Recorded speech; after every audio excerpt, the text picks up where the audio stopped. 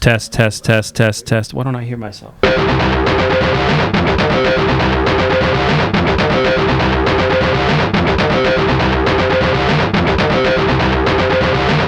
Hey everybody, it's Eugene Driscoll of valleyindy.org. Welcome to another episode of Navel Gazing, our weekly talk show podcast that's heard all over the internets. I'm recording this about 11 p.m. Monday, June 26th. The podcast you're about to hear is edited down from a Facebook Live conversation we had earlier today with Seymour First Selectman Kurt Miller and Fire Marshal Timm Willis. And I'm doing this introduction because I cut out about the first 15 minutes of the podcast. You can still watch it on Facebook in its full form because the audio didn't really pick up because we were using a cell phone to do Facebook Live, so we were a bit away from the microphones. So if you want to hear the complete podcast where we go into the most read stories of the week and we talk a little more with First Selectman Miller and Timm Willis about certain things, go to our Facebook page, facebook.com, Valley Independent Sentinel. Click videos and you can get everything you want. Okay, without further ado, here we are, joining in progress, Seymour First Selectman Kurt Miller and I messed that up during the entire podcast, so it's only fitting that I just leave this mistake in. Deputy Seymour Fire Marshal Timm Willis.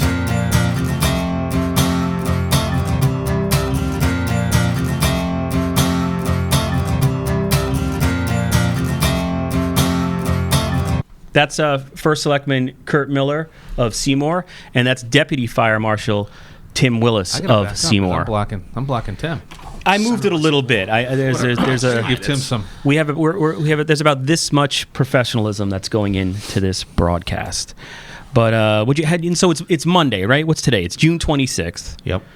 We'll get this on valleyindy.org tomorrow, which is June 27th. But for our listeners on WNHH 103.5 FM, this will drop July 3rd.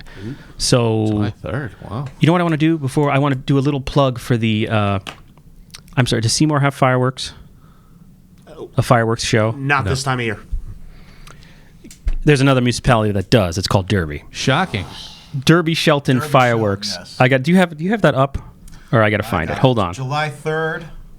July 3rd. Derby Town Clerk Mark Garofalo. He says... I'm thinking of now that old Chevy Chase thing. News for the hearing impaired. Our top story! The fireworks will take place Monday, July 3rd at dusk. The rain date is Wednesday, July 5th.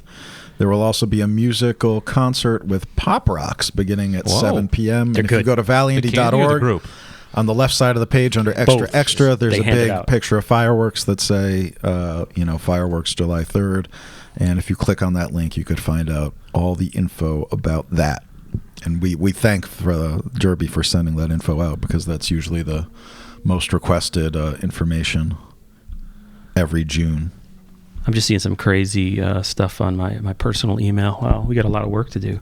How about This Week in History, Ethan? What if we jump down to This Week in History before we get into the stated purpose of this? These are all from 1906 because I thought this was a sort of interesting story that developed in 1906. And what would be great if none of these are Seymour either? So you no, Seymour's involved. Or Ansonia Derby. Ansonia, the Board of Education votes to remove all old bells from city schools. They cite the nuisance of boys sneaking in the schools to ring the bells at midnight on the 4th of July. Just boys, I guess. So you remember that, right? What was it? Why were the bells there and what were... 1906? The affected schools are School Street, Elm Street, Grove Street, and Hill Street schools. Many are against it, including the Evening Sentinel. Whoa. And then later... They were very anti-bell. They were known for their anti-bell. They were pro-bell. Oh, pro-bell. I'm sorry. Motion to reconsider the removal of bells from the tops of Ansonia schools fails by a vote of 5-3 at a Board of Education meeting, despite much public sentiment against it. And then June 26th, 1906, Seymour... The Sentinel correspondent for Great Hill weighs in on the debate over continuing school bells in Ansonia. So they didn't have a staff writer, then it was a correspondent. Even in what year was that? 1906. Years ago. Yeah. Just covering Great Hill. Huntley Haverstock, perhaps. Anyone? No? Okay. All right, and I quote, it's from a... Is that from Parks and Rec? It's foreign correspondent, Alfred Hitchcock, excuse me. Okay, this is the Great Hill correspondent in 1906. Quote, in regard to the non-bell movement of an adjoining town, we care not for their example. The thought of parting with the bells of our hamlet would certainly be grievous.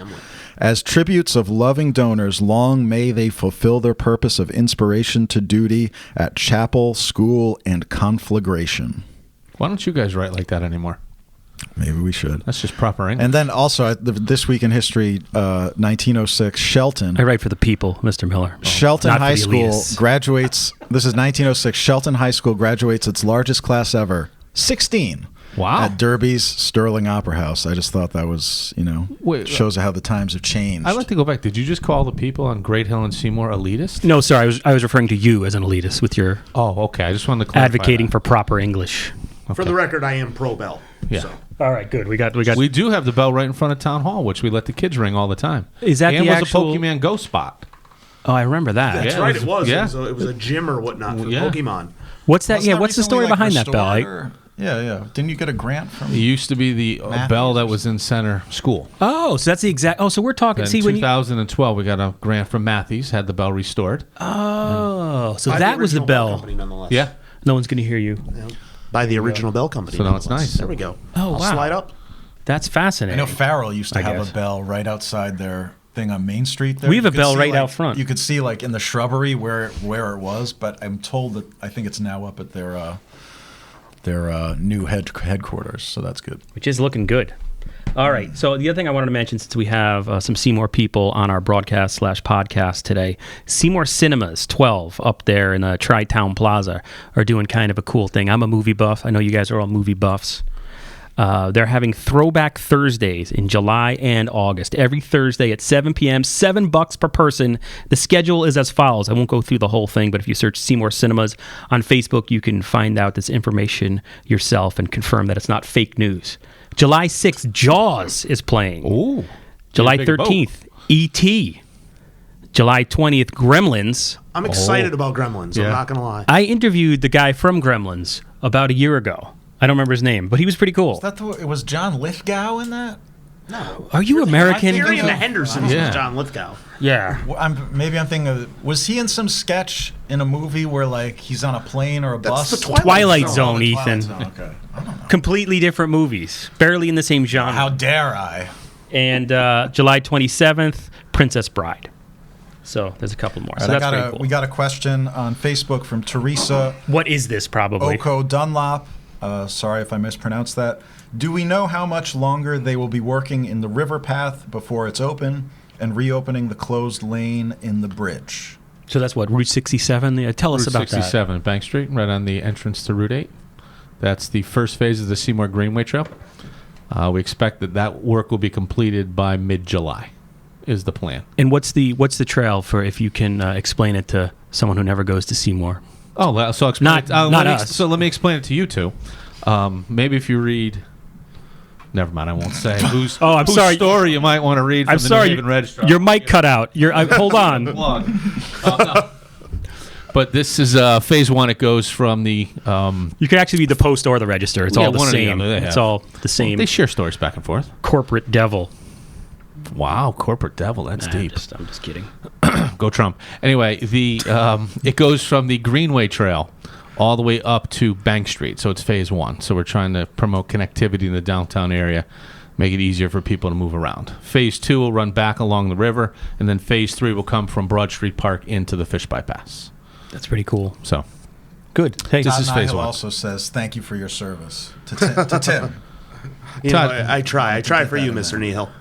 Yeah, poor Deputy Fire Marshal Willis is on vacation this week, and we got him dragged in the here. extra mile because he's dedicated. So, and let's get into. So now it's been exactly 15 minutes. Now that we've had killed enough time. Our friendly banter. Yeah, now it's time. How many viewers do we have, Ethan? 100,000? Probably 100. Probably 15 viewers. Sweet. Wow, right now. big crowd. So yeah, hey, for noon on 14, a Monday. Watching. Oh, that's a good point. Yeah, we're on. Yeah, we're live. We're live while we're live. Thanks for auditing our We're in numbers, a Tim. loop.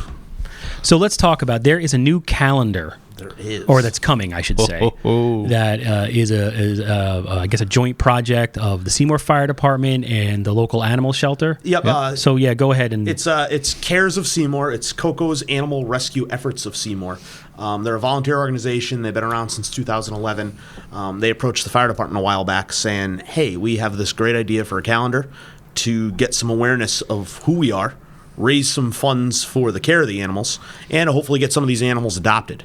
So they reached out, and they came forward to the fire department. The fire department jumped on with it, and we're doing a 12-month calendar. There's going to be 12 separate firefighters, all different posing, all different animals, trying to get some of these cats and dogs homes. And so, but just for anybody watching at home, it's not a beefcake calendar, because usually these calendars, if I'm sorry, what? How do you know it's not a beefcake calendar? I don't need to go to the Board of Selectmen meetings. Wait, what'd you say? He's not in it. Yeah. Well, you know why he's not in it? Because we took the pictures in Seymour. This is Yeah, we opted not to go that route, perhaps. But these are fully clothed firemen. Fully clothed firemen. You will see 12 different firefighters in their dress uniforms, in their fire gear. We have one in with animals. Cats and dogs every single month paired up, and we're trying to get some of them homes. I believe 11 of the 12 have wait, these are actually animals that can be adopted. They are, I believe, 11 of the 12. I was told already have found placement. Oh wow! However, there's a dog named Mallory that still needs a home, and then there's what's the matter with cats. Mallory? What's Mallory's problem? You know, that's all I got was I didn't get Mallory's backstory. I really don't have a feel for Mallory other than Mallory still needs a home. But there's it was abandoned by the first selectman. Wow. These accusations. You want to address that? This is good. All right, Miller went silent. I'm no longer speaking. Moving on. So it took 3 months to put this calendar together, and how much does it cost? And how do people get it? There was definitely some logistics to it. What happened was when they approached, they wanted to set up, they brought in a professional photographer. This wasn't me on my iPhone taking these pictures. There's definitely quality photos. They set it up. This group, they're located in Seymour in the industrial park in Silver Mine, where the animal control used to be located. They are a separate business. I'm sorry, I shouldn't say business. Nonprofit is what they are. And they came forward. They approached us. We get these firefighters together. A lot of it was planning, getting the right shoots. But this wasn't simply just have the firefighters show up and we're going to take some pictures. They really plan this out, which animals, which firefighters. Just like when they're trying to find homes for these animals, there is a comprehensive setup. After speaking with them, it's not as simple as just going and picking out an animal. They really want to pair these up with the right homes because these animals were all either surrendered or abandoned at one point. So they want to make sure they have comfortable lives after their temporary stay in the shelter. And who took who's the photographer? Who took the pictures? That's the problem. I don't know the actual woman's name. I am going to be giving you guys some links later, especially how to get this calendar, which it's SeymourCares.org. You can go on there. You can order it. I believe it's $18 shipped. It is $15, but again, you'll get to see some of Seymour's bravest with these animals, a lighter side of them.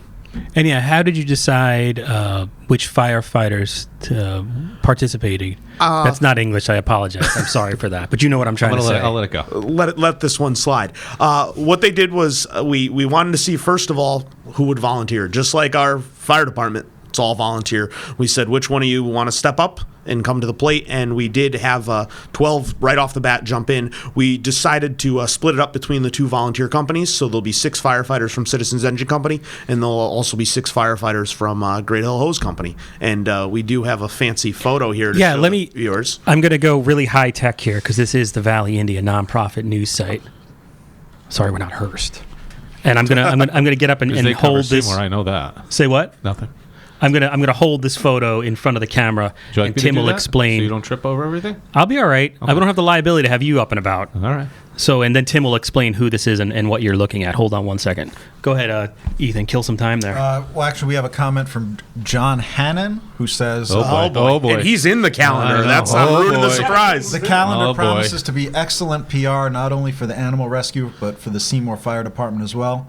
Though I don't know what month he will be appearing, it's my understanding that Lieutenant Hannon had an outstanding photo shoot." So, wow. Oh, and Todd also says to Tim, "Thanks for the invite."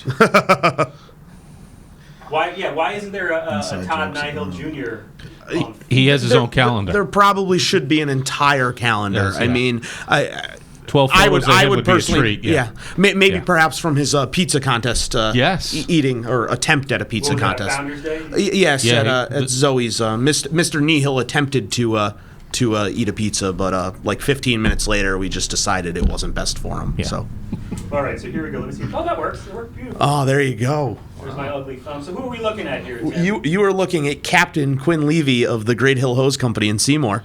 I apologize. I wish I knew that canine that he's holding. But bow tie. Dressed to the nines, right? Both of them, right in front of one of our fire trucks in town, and you'll get 12 fantastic months of photos like that. And who are the other firefighters? Throw out some names. Lieutenant John Hannon, who commented, will be in it. Firefighter Cynthia Kenny is in it. Captain Matt Calzone from Citizens Engine Company, and then our very own track star Justin Trotsky from Citizens Engine Company will also be in it. And then what's the website again? It's SeymourCares.org, and you can go right on there. The link right at the top is to order the calendar, and I'll be getting some information to you, making sure you guys tag them and post them in it. Yeah, and if you go to that website, it promises you won't have any rough days with this calendar. Wait, say that again. RUFF. So say that again. I stepped on you. You won't have any rough days with this calendar. Wow, that's nice. All right. Stacy Thayer says Quinn. I think you mentioned. Yeah. Yes. Okay. Todd says, I was going to be in it, but they couldn't afford me. Still walking off that pizza. I was going to say, I can make a comment. Remind me to ask a Seymour question when. Seymour. Go ahead. Why wait? Okay. Just go ahead. From Art Goudreau, again, sorry if I'm mispronouncing.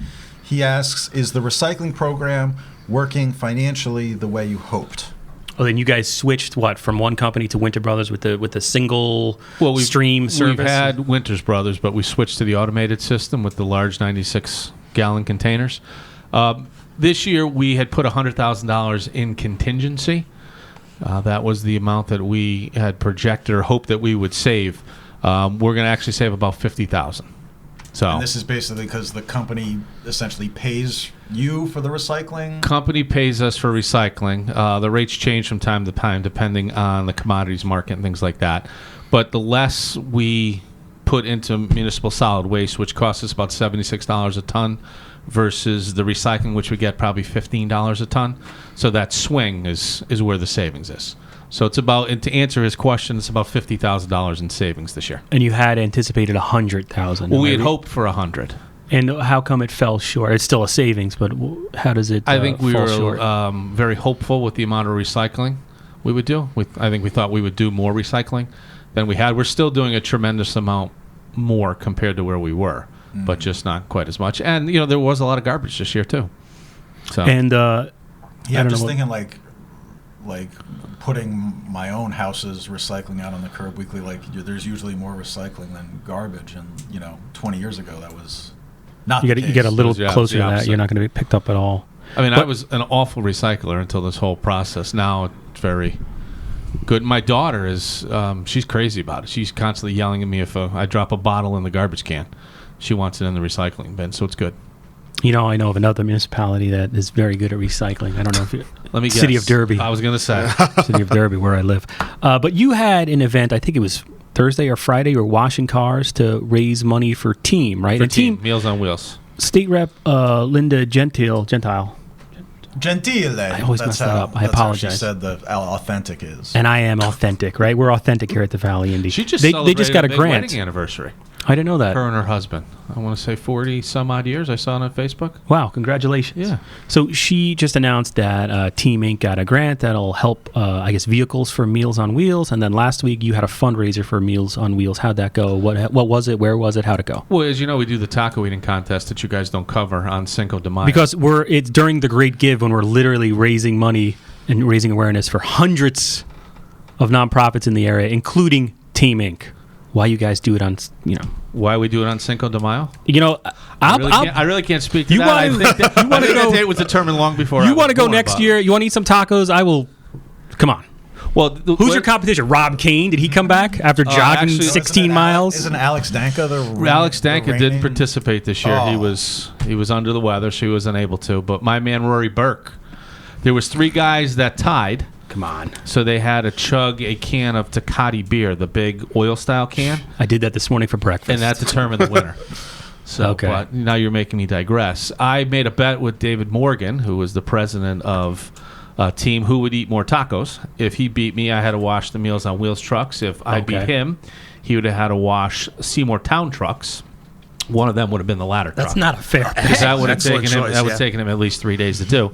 I lost, so being a man of my word, we rolled the trucks in. And then at that point, we put it out on Facebook. If you want to have your car washed, come on down and I'll wash your car. And you raised about $400, About right? $400, yeah. Very nice. Not bad for a couple hours. Awesome. So anybody else have any questions before I move into our topics? My brother says commodities are all down. So thank you. Thank you, Jesse. All right. There we go. Tri-Town Plaza, the Connecticut Post recently had a story. I think we've written this story ourselves probably 300 times over the past couple of years. The Post and the Register both had stories. About by the same person, right? Is that really? They look very similar too, quotes and all. Hey, there's media consolidation, absolutely good for democracy, as we can see. But they had, I guess, Tri-Town Plaza is like. It's almost a comedy at this point, right? It was supposed to be demo. Now there's one last realtor, I guess, we've heard this before. What's the latest on the lack of progress at Tri-Town Plaza? We're starting to receive the information for the demolition. So the owner of the property is going through his due diligence and starting to present that paperwork to the town so we can go through it to make sure everything is as it should be. He's been doing this for a long time now, right? Not seriously, though. The demolition's probably only been serious in the last 6 months or so. He wanted to give it one last chance to see if it can be rented out. If that's not done, it's my understanding that in some point in July or August, that paperwork will officially be put in and it will be knocked down. Oddly enough, I got an email last night from a person who now lives in New York, was a longtime Seymour person. Donald Trump? No. Anyway. He's a developer. I don't know. But he has some interest in trying to develop the property. So he reached out to me last night. I haven't had a chance to talk to him as of yet. But he wants to give it a whirl because of the article that he read, oddly enough, in the Connecticut Post. So that certainly helps. So we'll see what happens. But so he's getting it. He's deciding where to invest based on that article. No, but the article, I don't think he realized that the plaza was as open as it was. So he has some ideas. Now, one thing that's interesting, that plaza has sat in their current condition, it's in for a very long time. Yes. And meanwhile, manufacturing left the valley a long time ago. We're seeing some progress of old manufacturing buildings being redeveloped into housing, or at least proposals or ideas here in Ansonia, and Shelton's done it. But then retail, we're seeing, those jobs are disappearing. The factory jobs, to some extent, were replaced by these lower paying retail jobs. Mm-hmm. But so does that? Because I'm getting worried that what are you going to do at Tri-Town Plaza? Because that type of retail is going away. How does he deal with that? Well, I think that's one of the reasons why he wants to knock the buildings down. Having 100,000 square feet in 2 big boxes, essentially, I don't think is as attractive as people think. If you look at the development that's going on around, it's a lot of the smaller type stores, 10,000 square feet, 15,000 square feet. So I think that's the model that he's going to look at, more of a village type feel. Like the Valley Bowl redevelopment? Yes, Valley Bowl is a perfect example of that. Where you took that one big thing, knocked it down, you have several smaller stores. I think that's more realistic. Is there any chance that would become housing of any type or a mix? Would that even be allowed, or would he have to I think it would require a zone change through planning and zoning, which I'm not sure what would happen, to be honest with you. If that was the case, I would not want to say that, but well, I guess it would depend on the type of housing that it was. I always use the example, we would like to fill our downtown with younger professionals, kind of that South Norwalk type feel, people that are going to take the train to and from Fairfield County to New York City, because those are the people that can go out at night, restaurants, bars, breathe some life into downtown. So if we can get more of those, I think that'd be great.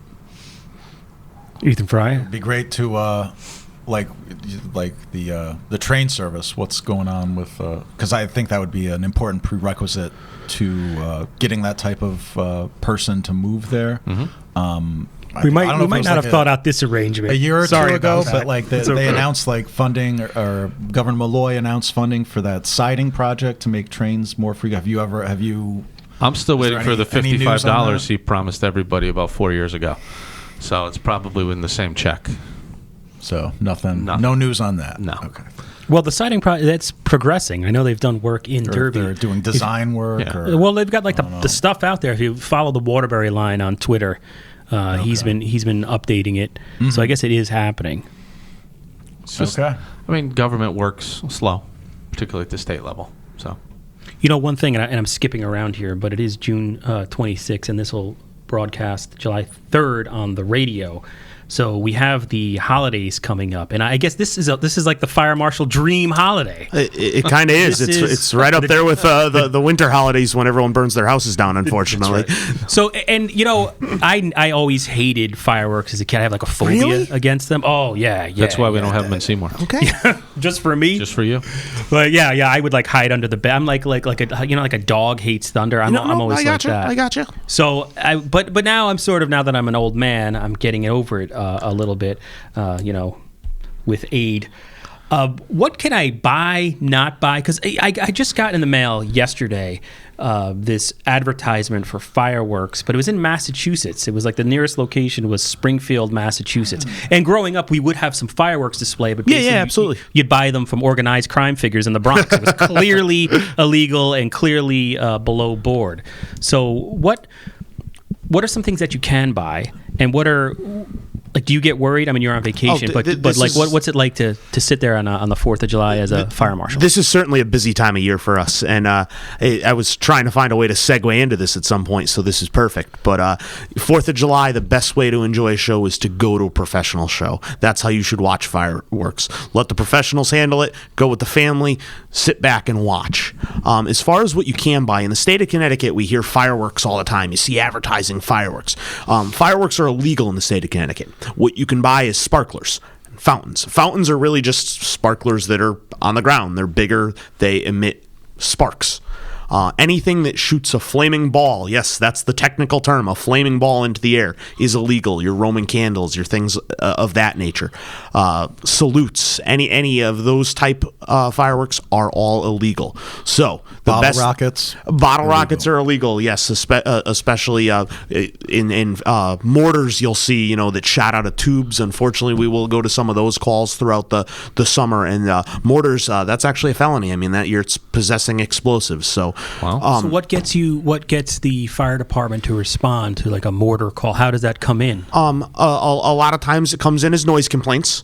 Certainly over the next week, I'm sure we're going to hear it more and more, and we will get called out from that. Unfortunately, what happens a lot of times with those bottle rockets, those Roman candles, is we get some fires. Hopefully they're small. Hopefully they're grass fires if they do happen. But unfortunately, we've had them land on houses. We had a shed burn down a few years ago, and unfortunately, if you do decide to go that route and use that and cause a fire, you will be arrested. I can guarantee you that. So the big thing is be safe. Go watch a professional show. Enjoy it with your family. Put away your cell phones and just look at them. Watch them. No one wants to see your pictures of fireworks. That's my little pet peeve completely away. They never come out. No one asks to see the pictures on your phone of fireworks. Go and enjoy the moment. Some sort of issue with I'm getting a thing that says the live video is ended. Oh, boy. Uh-oh. What did you do, Kurt? Did you break our? Did you Phantom Fireworks just cut me off to push their sales? Yeah, right. But we still got the podcast going. Sorry, something went wrong. Yeah, because I want to talk about the guy calling you a snowflake. Yeah, I wonder. You let us know when we're back. Should be back now, but okay. So sorry about that. I guess our live broadcast somehow just ended because we had, I think, 60,000 viewers at once, which fried the Facebook servers. And Deputy Marshal Timm Willis was talking about. We're definitely back on. It's been confirmed by a government official. Yeah. Deputy Fire Marshal Timm Willis was talking about what you can't have and the dangers of fireworks this time of year. And I guess our audio problem was I had referenced that we had, about a week ago, I had criticized InfoWars, that sort of loopy website that denies the Sandy Hook shootings happened. And a reader, astutely, through some digging, found out that we're actually funded by Zuckerberg and other left wing, and he called me a snowflake, which apparently made you happy. I found that funny. Yes, I did.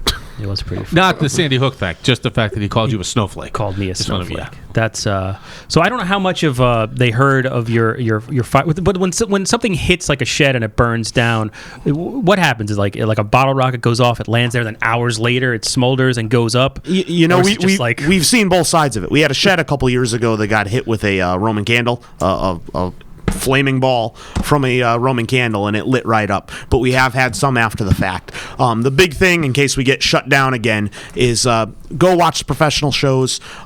If you are going to use the fountains and the sparklers, they are for adults. Believe it or not, I mean, I remember as a kid, and I'm sure everyone else held a sparkler when you were a kid. If you actually read the directions on there, you should be at least 16 years old to hold a sparkler.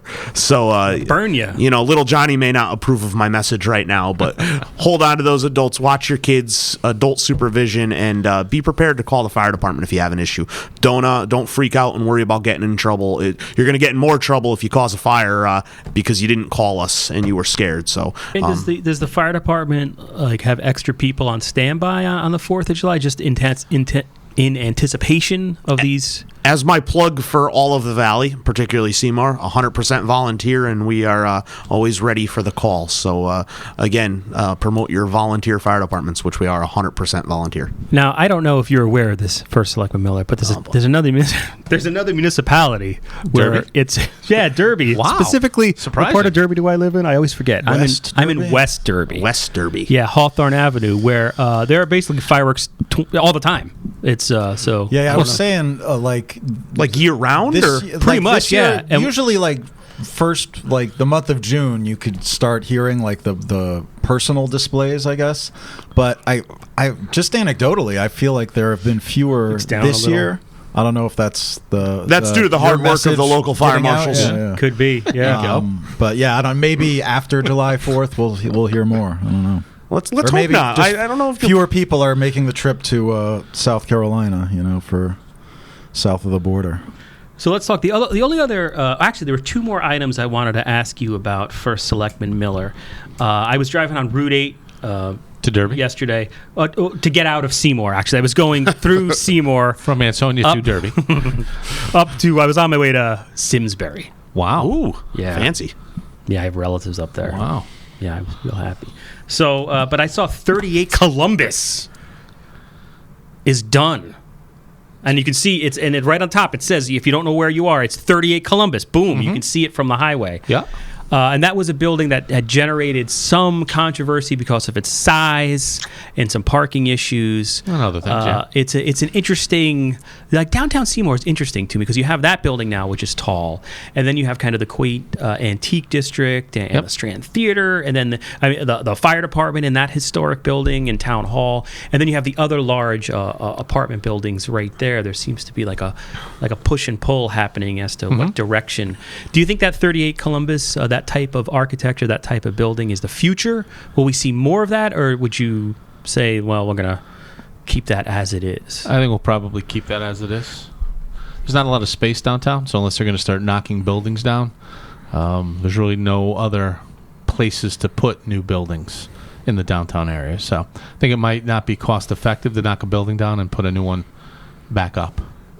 And you think, is that, is it fully occupied at this point? Are they at the point where people are moving in? And how is it? I mean, there was a lot of concern before about potential impacts this may have on the community, either good, bad, or indifferent. Have you seen anything? I saw an article in the newspaper. I won't mention which newspaper, But it was the end of last week. Was it an article or was it a PR piece? I think it was more of a PR fluff piece. Oh, okay. I don't think it's fully rented. I'm just kidding. I think they're still looking for people there.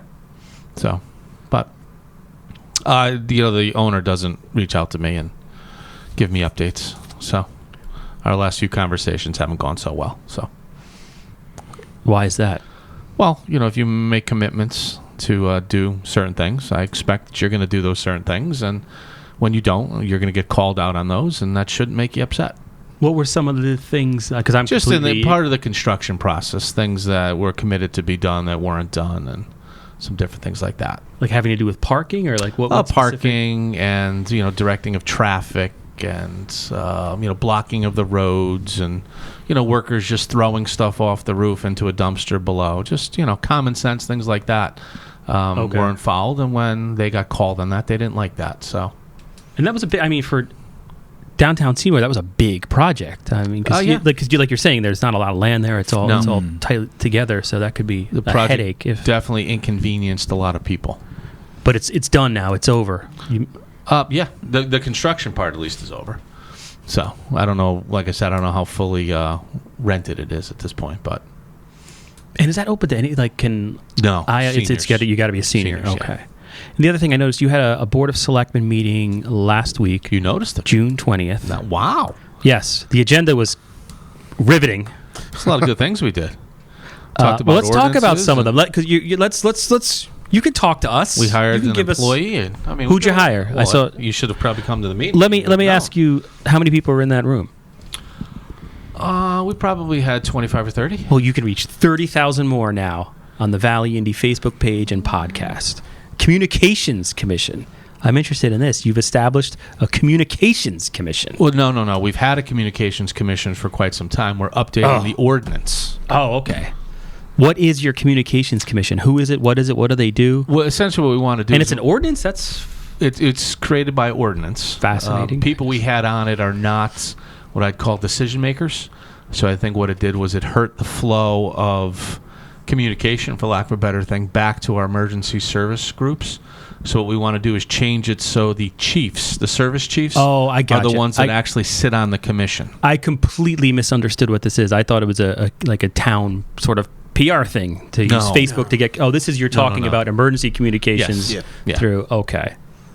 Yeah. Interesting. And then also you had a discussion, I guess, about it was another ordinance thing, the Director of Emergency Management. Yes.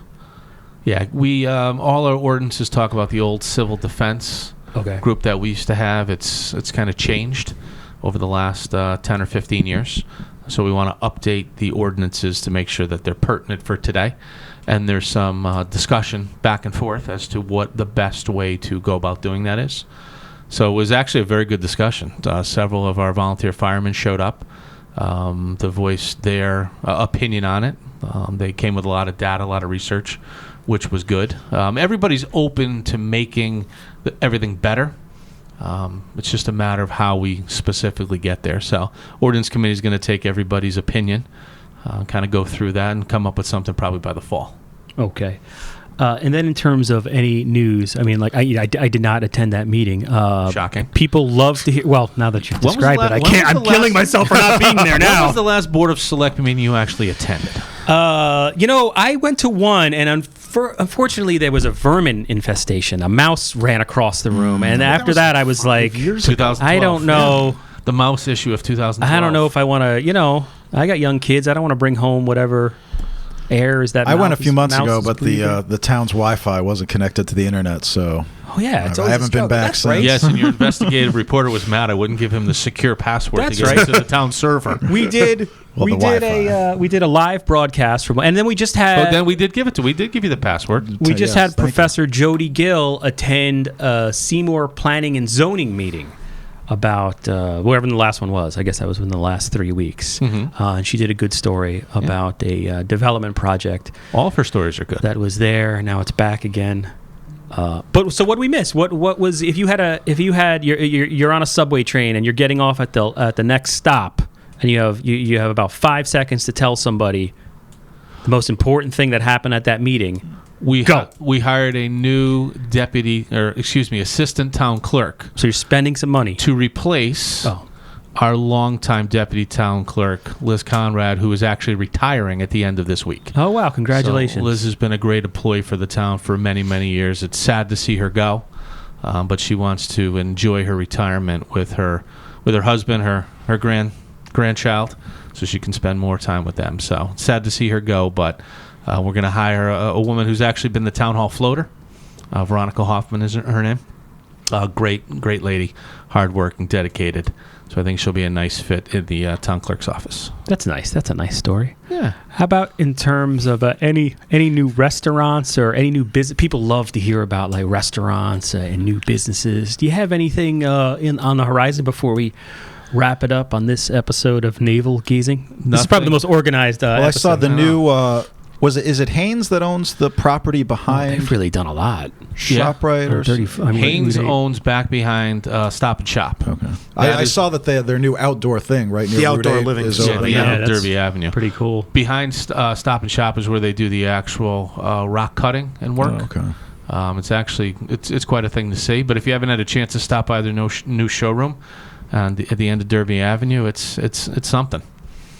Got a lot of nice. I saw a Facebook video of I think it must be like a drone. Yeah, there was a drone video showing around. Yeah, and this is probably a good time to mention that if you want to advertise on valleyindy.org and support conversations like this, in-depth, informal talk about your community, go to valleyindy.org and click poster board. You can add your poster for $99 and we'll share it. It goes on our page, it goes on the New Haven Independent, and we'll share it on Facebook.com/Valley Independent Sentinel, the most read website or social media page in Ansonia and Derby. 13,000. Actually, the page is larger than the amount of people that live in Derby. So apparently we have a few followers in in Ansonia too. You guys you're worldwide. I'm having trouble speaking today. Yeah. I don't know what it is. So is there anything before we let you guys go? Because those are pretty much all our topics. We hit. I didn't talk about Cars 3. I don't know if you guys want. I think that was not good. Is it good? I haven't made it out. It's no good. Don't see it. No? So I'm going to cross. I want to see that Valerian movie next month. That looks good. Valerian. What is that? Was that French? Yeah, Luc Besson, who did La Femme Nikita. That was like 50 years Leon ago. The Professional and The Fifth Element. Leon. Fifth Element. That was a good movie. Professional. This movie sort of looks like The Sixth Element, but I don't know. We'll see. Cara Delevingne is in it, so he got in trouble. I'm sold. He completely ripped off Escape from New York. He was actually sued by John Carpenter, and he lost. He actually was a true movie plagiarist. Dommage. So he lost just a couple of years ago. La Femme Nikita was pretty good. That was a long time ago. So, all right, let's wrap it up. If you want to see Tim Willis shirtless in a calendar, oh boy, wait, no, we decided not to go that route. That's my own thing. Sorry. He's the month of February for Valentine's Day. Right. Cupid. Oh, wait, how did you decide which firefighter got which month? And was there anybody jockeying for? You know what? That seems to have been a topic of contention, and I really don't know how they ended up with that. But I do know there were certain months that were more sought after than others. So maybe that's summer heat wave months, and then of course February is always a hot one, right? And were there like any kind of string? Is it all dogs and cats? Is like anybody pose with a boa or anything like that? There's no like Britney marmots? Spears boa. No marmots as well. It's all cats and dogs. That's what they specialize in. All abandoned and surrendered animals, and go out and support this Coco's animal rescue effort of Seymour. They're located on Silver Mine Road in the Seymour Industrial Park, and just much like our fire department, 100% volunteer. Nice. Do you have a dog at your house, Eugene? I'm sorry. Do you have a dog at your house? You want to hear a sad story? You got a couple of minutes? Sure. So, no, I don't have a dog, but I want to thank Seymour First Selectman Kurt Miller for making his monthly appearance to berate us about not covering Seymour, even though he's on once a month, and Seymour Fire Marshal. Deputy Fire Marshal. You did so good up until that point. Deputy Fire Marshal. It's Timm Deputy Willis. Fire Willis. Yeah, Deputy Fire Willis. We're just going with. Deputy Fire Willis for coming in and talking about your calendar. Tim Marshall. Well, what gets me is it's Marshall One with one L and then Tim with two M's. That's the root of the problem. Well, there's two L's in Willis. You're not screwing that part up. Yeah. All right. I'm not sure he even knew your last name, Tim. We'll see you next week, and thank you very much, anybody on Facebook who asked questions, even though the broadcast mysteriously ended. And hello to everybody in Ansonian Derby. All right, and with that, I must leave you.